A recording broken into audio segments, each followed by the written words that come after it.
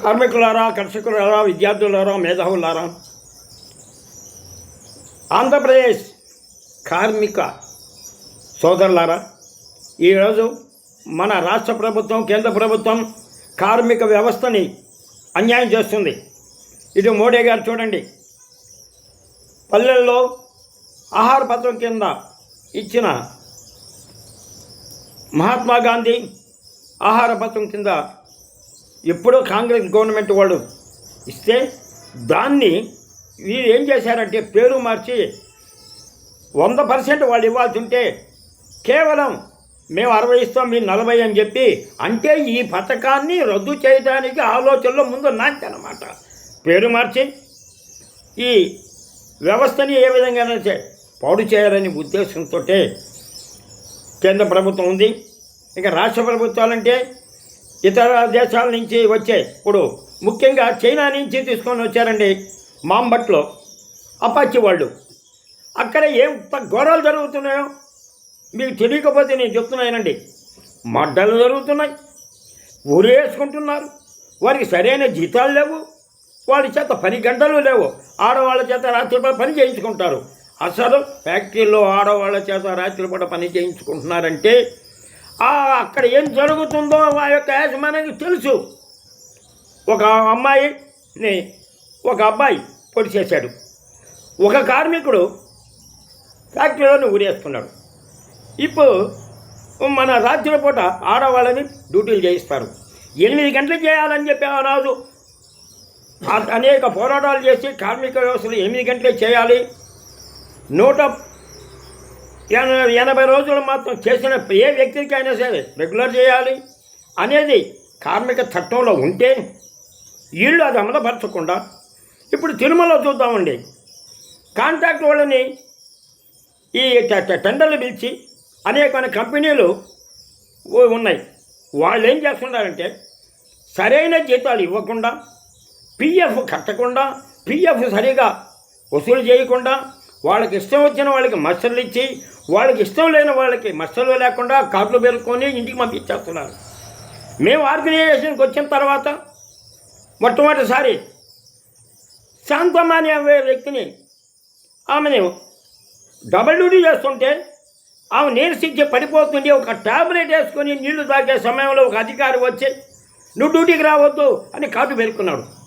ఇదేమిటయ్యా అన్యాయం అని అడిగితే చిరంజీవి అనే వ్యక్తిని దాదాపు ఇప్పుడు 10 రోజుల నుంచి డ్యూటీ ఇవ్వలేదు. పేరుకు మరొక పవిత్రమైన దేవస్థానాలు. అయ్యా వెంకటేశ్వర అంటే కలియుగ దైవం అన్నారు. ఆ కలియుగ దైవం కాడ ఇంత మోసం జరుగుతుంది, అన్యాయం జరుగుతుంది. ఆడవాళ్ళ మీద అసభ్యకరమైన పనులు చేస్తూ ఉంటే ఆ సూపర్వైజర్ని, మరి కాంట్రాక్ట్ సూపర్వైజర్లని వీళ్ళు కానీ మాట వినకపోతే, వాళ్ళు చెప్పిన పని చేయకపోతే, వాళ్ళు చెప్పిన దానికి లొంగకపోతే నీచంగా ఏర్పాటు చేస్తున్నారు. 2023లో ఆ రోజు జరిగిన బ్రహ్మోత్సవంలో వాళ్ళకి ఇవ్వాల్సిన జీతాలు ఇవ్వలేదు. అన్నదాన క్యాంటీన్లో రావాల్సిన జీతాలు రాలేదు. చాలామందికి వాళ్ళకి ఇష్టం వచ్చే వాళ్ళకి మచ్చలు ఇస్తారు, ఇష్టం లేని వాళ్ళకి సంతకం పెట్టినా కూడా కొట్టేసి నీకు డ్యూటీ లేదంటున్నారు. ఇటువంటి అన్యాయాన్ని కోసంగా మేము అడిగితే పవిత్రమైన పుణ్యక్షేత్రం యావత్ ప్రపంచం అయ్యా వెంకటేశ్వర స్వామి కలియుగ దైవం అని అంటూ వచ్చి పడిగాపులు కాచుకుంటూ గంటల తరబడి దర్శనాల కోసం వస్తున్న భక్తులు చేస్తున్న బాత్రూములో అసభ్యకరమైన వాటిని వీళ్ళు శుభ్రం చేస్తుంటే వాళ్ళ యొక్క కడుపు కొడుతున్నారో వాళ్ళని బలిహితంగా చూస్తున్నారు. అదేవిధంగా కూడా అపాచి వాళ్ళు చైనా నుంచి వచ్చారు, 7 స్థలం నేర్పించుకున్నారు. కానీ అక్కడ జరుగుతున్న అన్యాయాలు మనం ఇందాక చెప్పాను. హత్యలు చేసుకుంటున్నారు, ఆత్మహత్యలు చేసుకుంటున్నారు, ఆడవాళ్ళని మగవాళ్ళు పొడిచి చంపుతున్నారు. అయినా కూడా వీళ్ళు డబ్బును చూపించి ఈ కేసులు నీరు మారుతున్నారు. ఒకప్పుడు తమిళనాడు నుంచి బస్సు వస్తుంటే, శ్రీ సిటీకి వస్తున్న బస్సుకు వస్తుంటే ఆ బస్సు యాక్సిడెంట్ అయ్యి కొంతమంది మరణిస్తే అది ఎవరికి తెలియకుండానే కేసు మాఫ్ చేశారు. ఇటువంటివన్నీ జరుగుతున్నప్పుడు మరి కార్మిక వ్యవస్థని కేంద్ర రాష్ట్ర ప్రభుత్వాలు ఎందుకు పట్టించుకోవటం లేదు? ఈ యొక్క తిరుమల దేవస్థానంలో జరుగుతున్న అన్యాయానికి మేము దాదాపు 24/12/2025 ఇచ్చిన మెమోరాండానికి ఇంతవరకు కూడా చెప్పలేదంటే అసలు ఈ ప్రభుత్వము కార్మిక వ్యవస్థని పట్టించుకోవటం లేదు. తిరుమల తిరుపతి దేవస్థానంలో పవిత్రమైన దేవస్థానం అన్యాయం చేస్తుంది, పట్టించుకోవటం లేదు. అవి అన్నీ ఒక పక్క ఉంటే కార్మికులు వెన్నుపొడవడానికి ఆంధ్రప్రదేశ్ ప్రభుత్వం అసలు ఎవరు అడిగారండి మిమ్మల్ని మాకు వృద్ధాప్యమే చేయమని? ఆయన ఏదో 2000 అంతకుముందు వాళ్ళు 1000 రూపాయలు ఇస్తుంటే ఈయన వచ్చి జగన్ గారు వచ్చి 2000 ఇస్తే ఇప్పుడు వీళ్ళు వచ్చి 4000 చేశారు. ఈ 4000 చేసిన డబ్బు సాలక 14 ఏపీఎస్ఆర్టీసీ డిపోలను ఈరోజు ప్రైవేట్ ఫరం చేయబోతున్నారు. ఎంత చూడండి, ఈ 14 డిపోల్లో పనిచేస్తున్న కార్మికుల వ్యవస్థ ఏం కావాలా? కార్మికులు అన్యాయం అయిపోతున్నారు. కాబట్టి వీటికన్నిటికీ రాష్ట్ర ప్రభుత్వమే సమాధానం చెప్పాల్సిన అవసరం వస్తుంది. కాబట్టి మీరు అందరూ ఒక్కసారి ప్రజల్లో తిరుగుబాటు రావాలా. ఏంటంటే కార్మికులకు అన్యాయం చేస్తున్నారు, ఉపాధి పథకాలను మోసం చేస్తున్నారు, వాళ్ళకి నచ్చిన పెట్టుబడి వర్గం అంటే అదాని అంబానీ వాళ్ళని రిలయన్స్ వాడిని పెంచుతున్నారు. మీటర్లు పెట్టారండి, కొత్త మీటర్లు వచ్చినాయి. ఆ మీటర్లు 10 యూనిట్లు కలిగితే 20 యూనిట్లుగా యొక్క ఖర్చు చూపిస్తుంది. ఇంత ఘోరం అవుతుంది. సరే వీటి ఏదో భరాయించుకొని మధ్యతరగతి కుటుంబాలు బతుకుతూ ఉంటే ఈరోజు మినపప్పు, కందిపప్పు, పెసరపప్పు, నూనె పెంచి పారేశారు. అధికంగా ధరలు పెంచేశారు. చూడండి, 150 రూపాయలు చేశారు నూనె, 200 చిల్లర. ఆ 150 చేశారు మినపప్పు, 200 చిల్లర.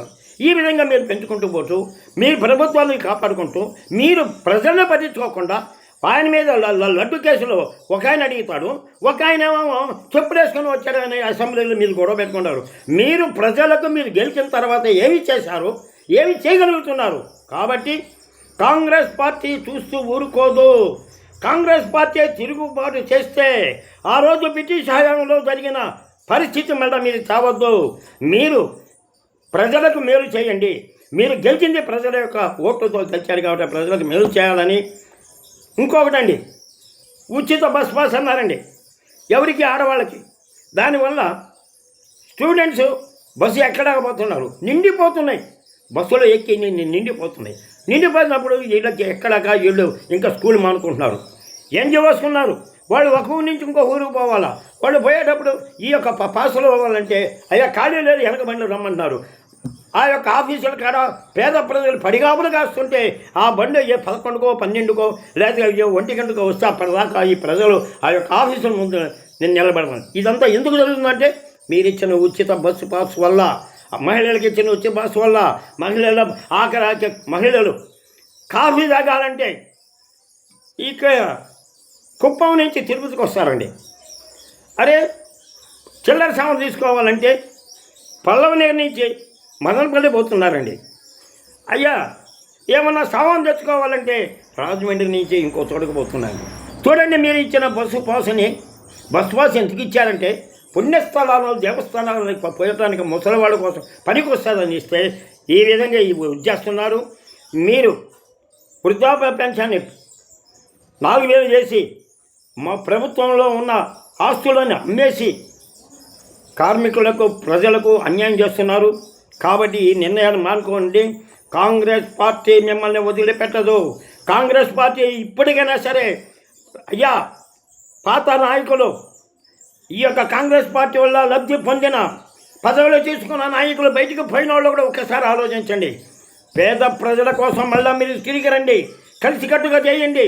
ఈ యొక్క నిరంకుశమైన జగన్ పరిపాలన మరియు చంద్రబాబు నాయుడు పరిపాలనని పారదోరాలంటే కాంగ్రెస్ వాళ్ళంతా ఐక్యంగా రావాలి. కాంగ్రెస్ వాళ్ళంతా ఒక మాట మీద నిలబడి పని చేయాలని ఆశిస్తూ ఈ యొక్క దీనికి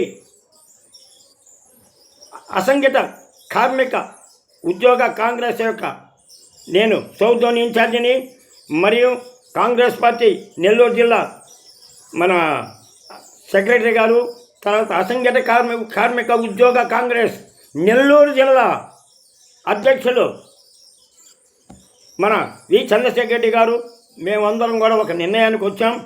మా నిర్ణయం తప్పదు. రాజకీయ నాయకులకు హెచ్చరిక, కాంగ్రెస్ పార్టీ నాయకులు కూడా మా యొక్క మనం అనుకుంటారు, నా యొక్క హెచ్చరిక అనుకుంటారు, ఏమనుకుంటారు. మీరందరూ కలిసికట్టుగా చేస్తుంటే ఈ నిరంకుశ పరిపాలనలో ఉన్న ఈ జగన్ చంద్రబాబు నాయుడు యొక్క పరిపాలన పోవాలంటే మీరందరూ కలిసికట్టు రండి, ప్రజలకు న్యాయం చెప్పండి, ప్రజలన్నీ చైతన్యవంతం చేయండి, ప్రజల్లో తిరుగుబాటు తీసుకొచ్చి మన యొక్క పెరుగుడు దీనికోసం సహకరిస్తానని ఆశిస్తూ విరమిస్తున్నాను. నా పేరు ఎస్సి సుబ్బారావు.